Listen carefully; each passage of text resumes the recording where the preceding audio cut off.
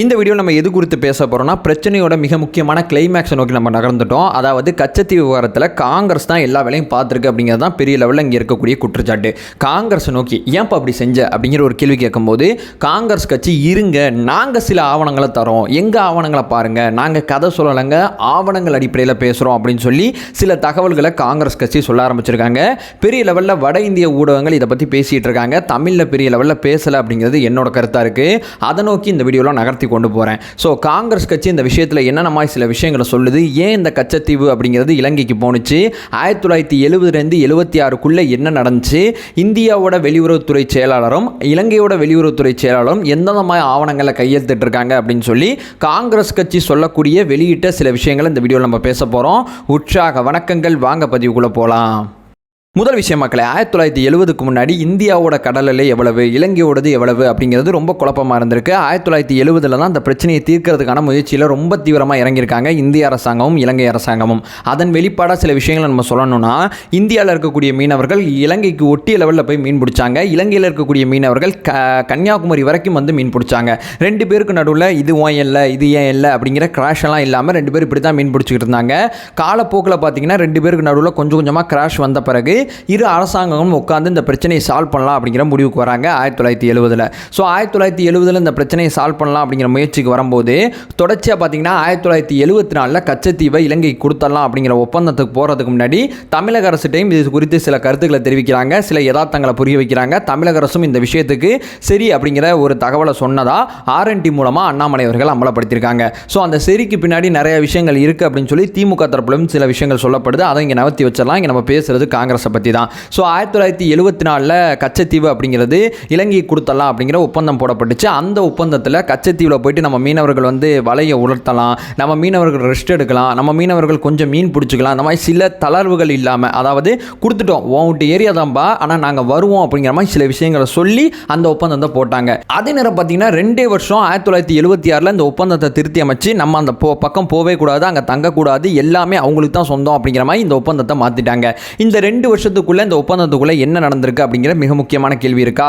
1976 இந்த ஒப்பந்தம் ஒன்று போட்டிருக்காங்களா, கச்சத்தீவுக்கு முழுக்க இலங்கைக்கு சொந்தம், கச்சத்தீவில் நம்ம மீனவர்கள் போகவே கூடாதுன்னு ஒரு ஒப்பந்தம் போட்டாங்களா. பேரலாக பார்த்தீங்கன்னா இந்த பக்கம் இன்னொன்று ஒப்பந்தம் போட்டிருக்காங்க அப்படிங்கிறது தான் காங்கிரஸ் கட்சி சொல்லக்கூடிய விஷயங்கள். அந்த 2 ஒப்பந்தங்களும் இந்த சைடில் நான் போட்டிருக்கேன், நீங்கள் பார்க்குறவங்க பார்த்துங்க. இந்த ஒப்பந்தத்தை பார்த்துருப்பீங்க. இந்த ஒப்பந்தத்தில் யார் கையெழுத்து போட்டிருக்கான்னு சொல்லி கேட்டிங்கன்னா இந்திய வெளியுறவு செயலாளர் கையெழுத்து போட்டிருக்காரு. அதே நேரத்தில் இலங்கை வெளியுறவு செயலாளரும் கையெழுத்து போட்டிருக்காரு. இந்திய வெளியுறவு செயலாளர் இருக்கக்கூடிய கெனேல் சிங் அப்படிங்கிற ஒருத்தர் கையெழுத்து போட்டிருக்காரு. இலங்கையிலேருந்து பார்த்தீங்கன்னா ஜெயசிங் கே அப்படிங்கிற ஒருத்தர் கையெழுத்து போட்டிருக்காரு. இவங்க எதை பற்றி 2 பேரும் பேசி முடிச்சிருக்காங்கன்னா, கன்னியாகுமரியிலேருந்து 50 கிலோமீட்டர் தூரம் இருக்கக்கூடிய ஒரு பொருளாதார மண்டலம் முழுக்க இந்தியாவுக்கு சொந்தமானது அப்படிங்கிற ஒப்பந்தம் போட்டிருக்காங்க.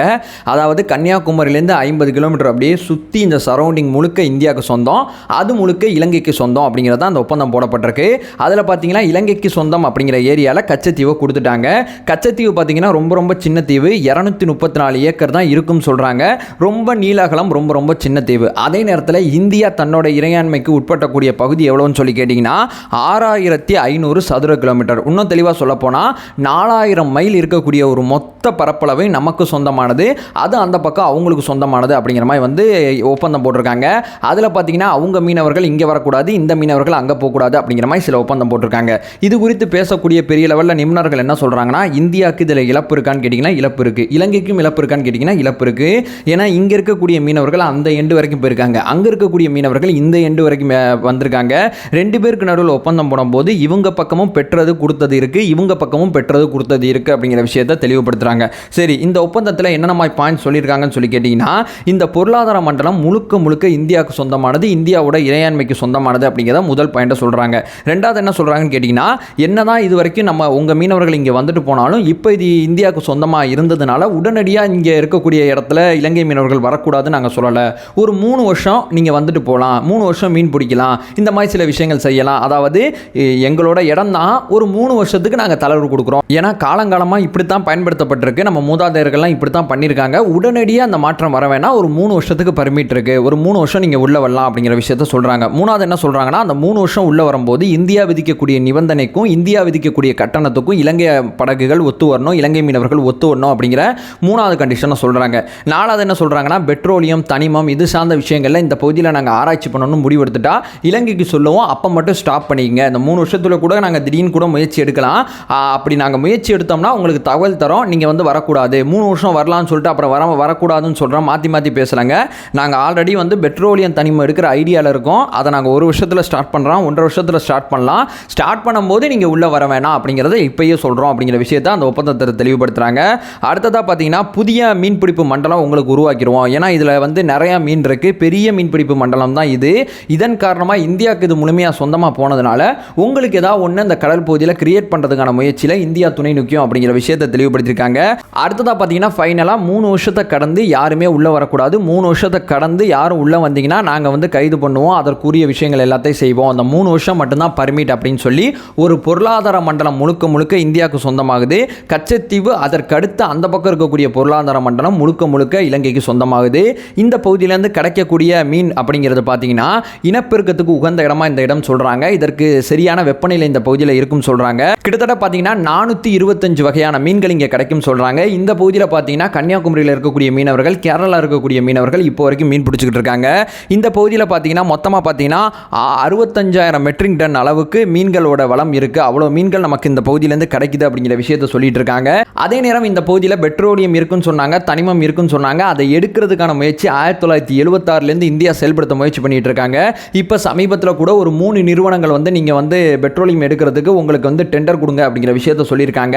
அப்போலேருந்து இப்போ வரைக்கும் இங்கே இருக்கக்கூடிய மீனவர்கள் முழுக்க இந்த திட்டத்துக்கு எதிராக தான் இருக்காங்க. 1976லேருந்து இந்தியாவால் இந்த பகுதியில் பெட்ரோலியத்தை எடுக்கக்கூடிய முயற்சியில் செயல்படுத்த முடியல.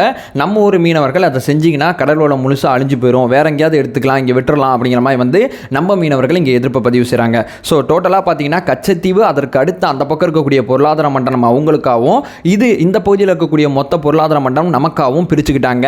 1974 போடப்பட்ட ஒப்பந்தத்தை 1976 திருத்துறதுக்கான காரணம் இது அப்படின்னு சொல்லி காங்கிரஸ் கட்சி சொல்லக்கூடிய விளக்கமானது இப்படிப்பட்ட விளக்கமாக தான் இருக்குது. அவ்வளோதான் மக்களே, உங்களுக்கு இப்போ புரிஞ்சிருக்கும்னு நினைக்கிறேன். நம்ம ஆளுங்க அங்கேருந்து இங்கே வந்திருக்காங்க, இவங்க அங்கேருந்து அங்கே போயிருக்காங்க. இந்த எண்டை 2 பேரும் சரி பண்ணுறதுக்கு இப்படிப்பட்ட ஒப்பந்தங்களை 1970லேருந்து 76 வரைக்கும் போட்டிருக்காங்க.